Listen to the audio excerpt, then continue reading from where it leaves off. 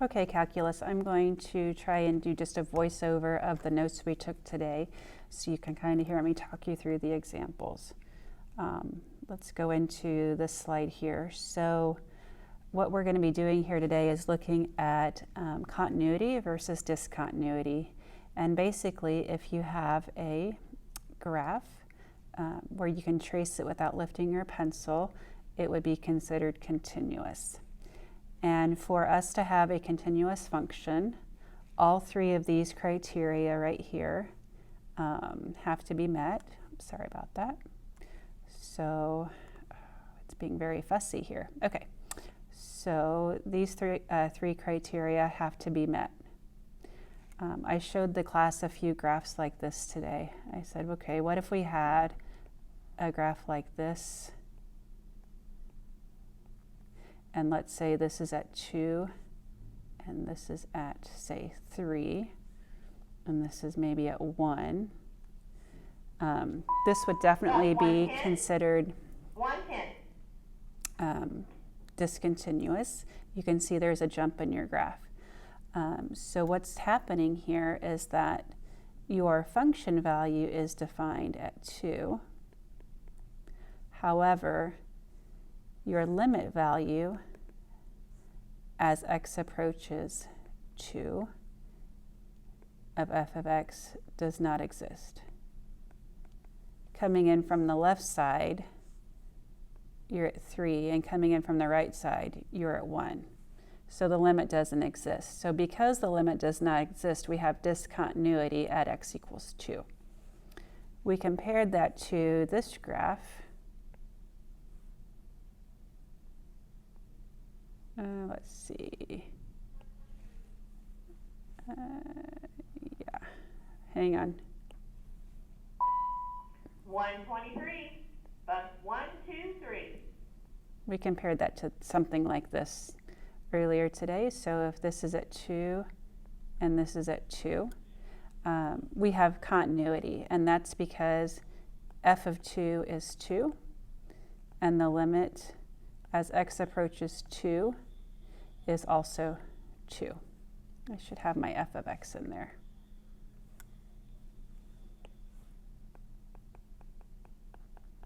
And so because the limit value equals the function value, we're going to say that we have continuity. So you have to have an agreement between the function value and the limit value. We have different types of discontinuities, so you'll need to cut apart your pictures for this lesson and paste them in your booklet, so into your notes. These examples, these types of discontinuities are all printed for you in your cut apart little booklet. So we cut and pasted them into our notes. The first type would be removable. Bus 114 and Dresden. 114 and Dresden. So with removable discontinuities, this one happens to be with a hole, and you'll get a hole whenever you cancel a factor that causes the problem. So for example, with our problem here, if we find f of 0, it doesn't exist. So the issue here is with 0 being in the denominator.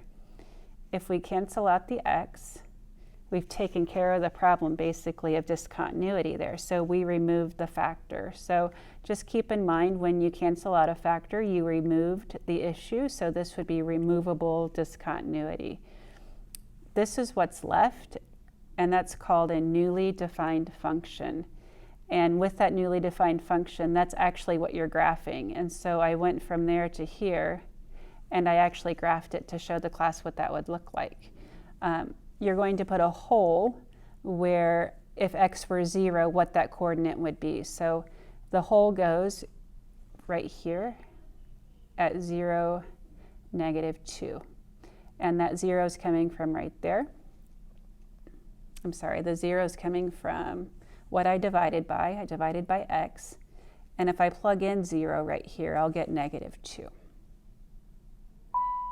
Bus 115 and 116. That's 115 and 16. 116. Okay, so we say that our function has removable discontinuity at x equals 0. You also want to state where the hole is at. All right, another type of removable discontinuity is called a redefined hole. And, oh, I should back up. By the way, right here, we put that condition number 1 was violated because f of 0 does not exist. So you're stating which condition of continuity is violated. So with this one, if we start running through our steps, if we do step 1, f of 2 is 1. It exists, but step 2, where I find the limit as x goes to 2, that equals 4. Because the limit value and the function value don't exist, you have discontinuity. So all I'm going to say here is this one has removable discontinuity when x is 2. And that's condition 3 that has been violated.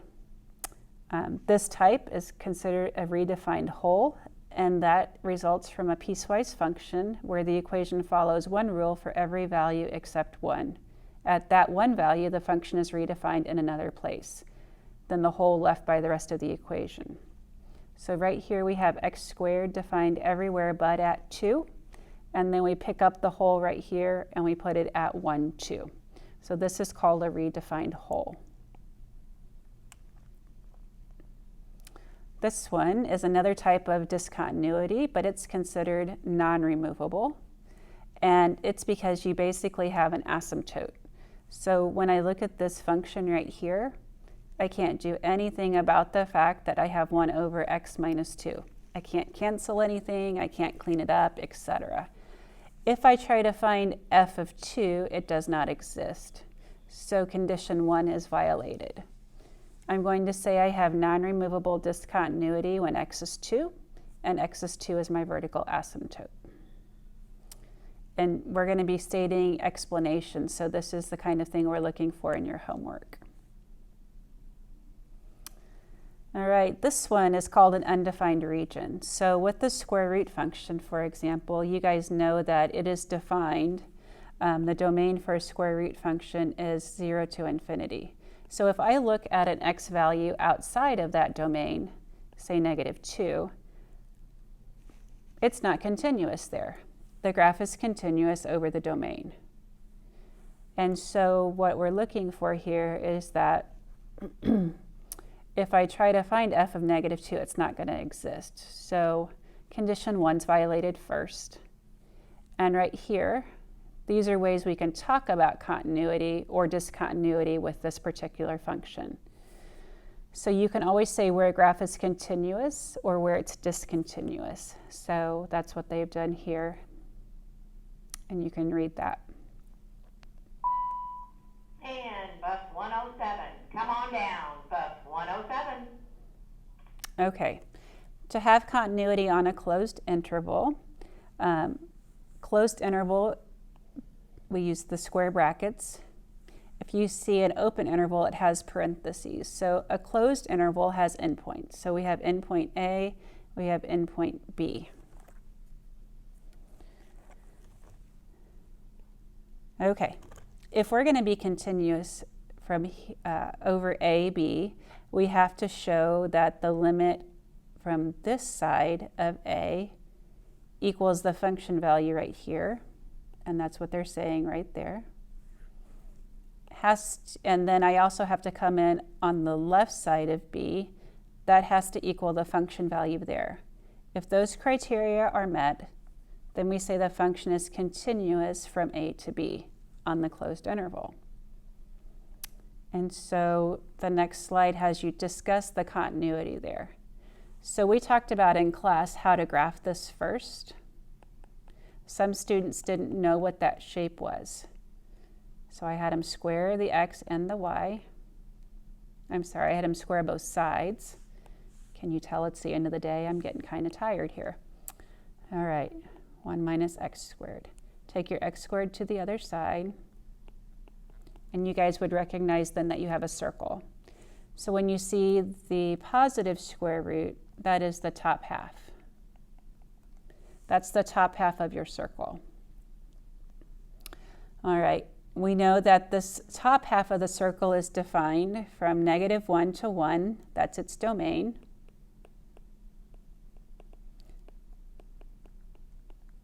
And what we want to do is show that it's continuous from -1 to 1.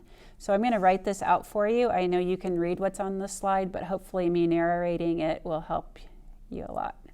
So to show continuity from -1 to 1, here's what we're going to do. We need to approach -1 from the right side.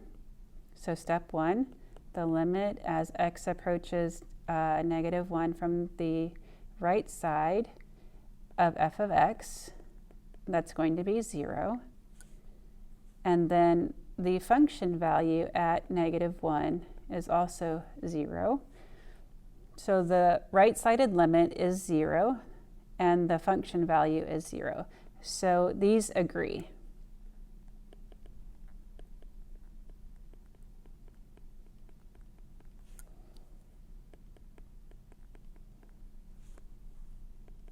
All right, so I have just shown that we have continuity on the left endpoint. Now I have to show continuity on the right endpoint. So I'm going to come in from 1 right there on the left. And that is also 0. And the function value of 1 is also 0. And so I'm basically just repeating myself. Oops, that'd be a positive 1.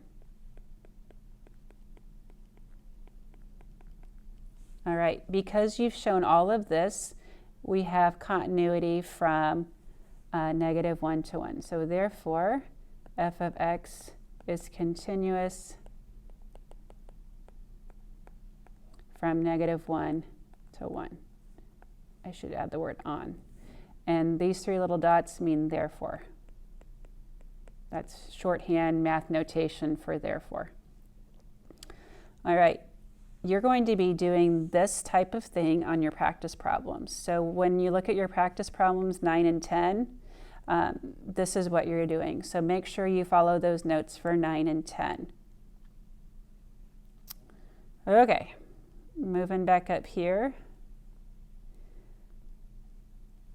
Another type of non-removable discontinuity is a jump discontinuity, and I think you can see that from the picture.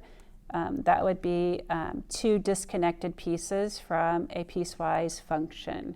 And so what we did in class was we found our function value first. It was 5, but then we found the limit as x approached 1 to be does not exist, because from the left side it's 3, but on the right side it's 5. Condition number 2 is violated first, so that's the one that we put right there. And it's non-removable discontinuity. All right, I'm going to pause here and then I'm going to start a second video for the greatest integer function and then talk to you a little bit more about your homework.